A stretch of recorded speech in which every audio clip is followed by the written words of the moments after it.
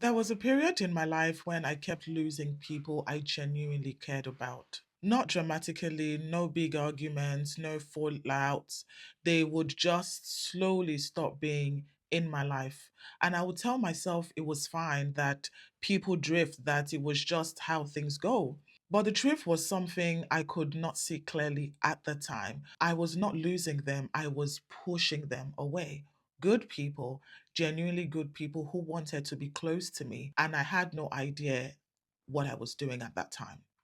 Now, it took a moment of real crisis for me to finally stop and look honestly at what was happening. And what I found underneath all of it was something that stopped me completely.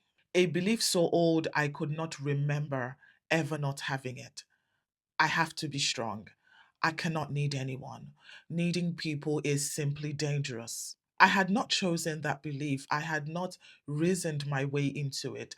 I had decided it before I was old enough to decide anything consciously. And it had been quietly running my life, my friendships, my relationships, every connection I had ever tried to make ever since. Today, I want to talk about that, about the stories we write about ourselves before we are 5 years old, and how those stories, unless we find them and examine them, will direct every chapter that follows. Because here is what I know now: you cannot rewrite a story you do not know you are leaving.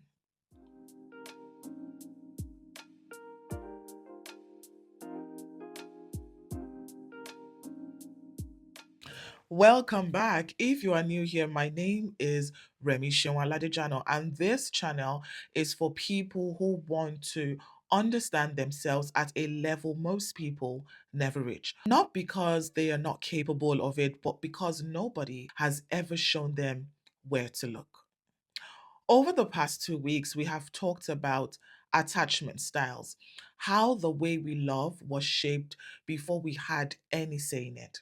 And last week, we explored ego states, why we sometimes react like a completely different person, and what that actually means about the parts of us that we carry. Today, we go deeper still because today we are talking about life scripts, the story you decided about yourself, about other people, and about the world before you were 5 years old. And the extraordinary, sometimes heartbreaking way that story has been playing out in your life ever since. Now, let me take you back to that period that I mentioned earlier. I was going through something really difficult.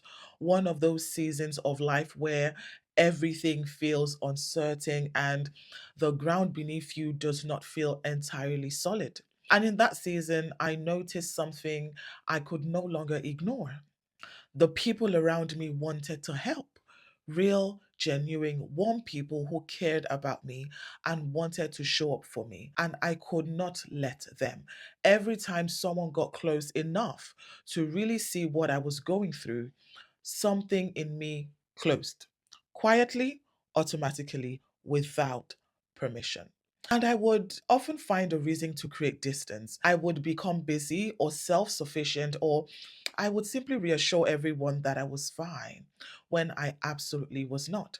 And the good people, the ones who deserved better from me, would eventually stop trying because what else could they do?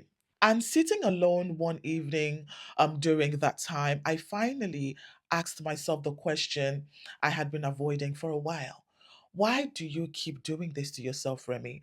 Why do you keep choosing to be alone?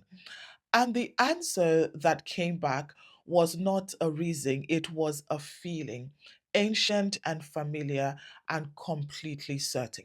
Because you see, needing people gets you hurt.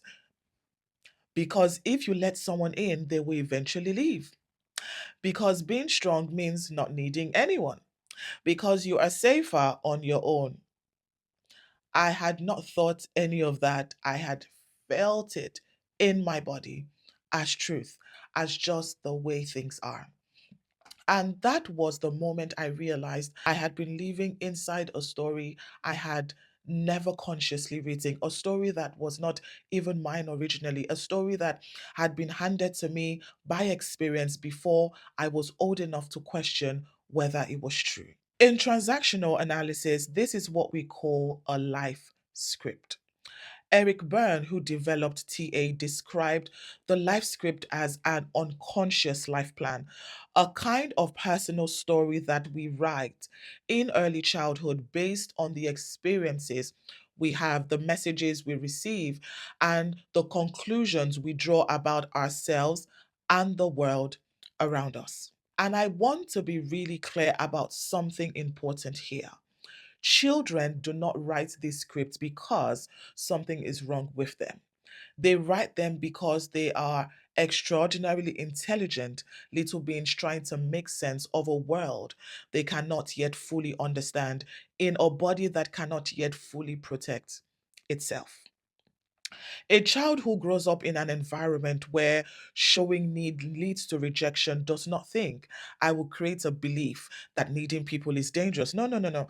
They simply learnt it in their nervous system, in their body, in the automatic, wordless way that all of our most deeply held beliefs are actually formed. And then they grow up and they carry that learning into every room they ever enter, into every friendship, every relationship, every moment of vulnerability or connection without ever knowing it is there. Here is what makes life scripts so quietly devastating. They do not announce themselves, they simply feel like reality. If your script says, I am not good enough, you do not walk around thinking, I have a belief that I am not good enough. You just feel consistently and deeply that you are not good enough. And you will unconsciously create experiences that confirm that feeling. You will self sabotage at the moments that matter most. You will dismiss compliments. You will work twice as hard as everyone else and still feel like you are falling short. If your script says, I have to be reasonable for everyone else, you will find yourself surrounded by people who need rescuing. Not because you are unlucky, but because your script is a magnet, drawing you towards situations that feel familiar, that confirm the story you already believe about how the world works. And if your script, like mine, says, I have to be strong and not need anyone, you will push away every person who gets close enough to actually see you. And you will call it independence. You will call it self sufficiency. You will wear it as something to be proud of. Right up until the moment you are sitting alone in a difficult season of your life and you cannot understand why nobody is there. They were there. You just could not let them be. Scripts are formed from three main sources, and understanding these can help you start to trace your own. The first is the messages you received directly, the things that were said to you about you repeatedly by the people who raised you. You are so sensitive. You are the strong one. You always make things harder than they need to be. Children do not hear things as opinions, they hear them as facts about who they are. The second is the messages you received indirectly, what you observed and absorbed. If you grew up watching a parent who never asked for help, who handled everything alone and called it strength, you learned something profound about what strength means. You learned it without a single word being spoken. And the third is the conclusions you drew from your own experiences. A child who reaches out for comfort and is met with silence does not conclude that this particular adult is unavailable right now.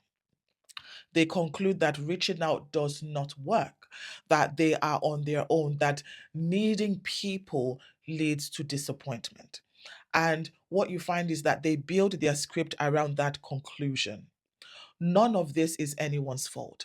Not yours, not your parents. Scripts are not about blame, they are about understanding.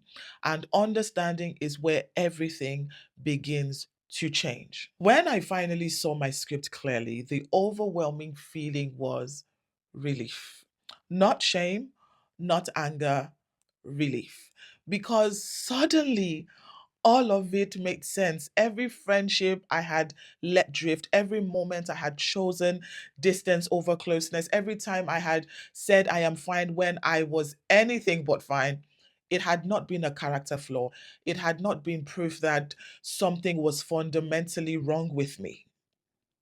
It had been a little girl doing the only thing she knew how to do: feel safe. And you cannot be angry at a child for trying to survive. You can only look at her with compassion and say, I understand why you made that decision. And I want to show you that things are different now, that you are safe now, that you are allowed to need people, that needing people does not make you weak, it makes you human. You see, that conversation with yourself, the one where you meet the part of you that wrote the script with genuine understanding rather than judgment, that is where the real work begins. So the question is, how do you begin to find your own script? Because I want to leave you with something you can actually use. Now, I want you to start by paying attention to the beliefs you hold that feel like facts rather than opinions, the ones that live in your body rather than your thinking mind. Things like people always leave, I have to earn my place, showing vulnerability is weakness, I am too much for people, I am not enough for people. These, you see, are not observations about the world. They are conclusions drawn by a very young mind in a very specific set of circumstances.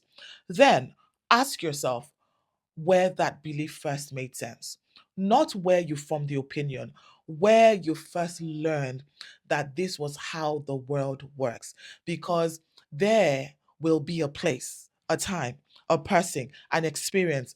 And when you find it, you will often find a shift, a recognition, something that says, yes, that is where this started. And then ask yourself the most important question of all: is this still true? Not was it true then, is it true now? Because most of our scripts were formed in circumstances that no longer exist. They were survival strategies for a world we no longer live in, and we deserve the chance to decide consciously and as adults whether we want to keep living by them. You are not obligated to keep living the story you wrote before you could read. I think about my script differently now. I have not erased it.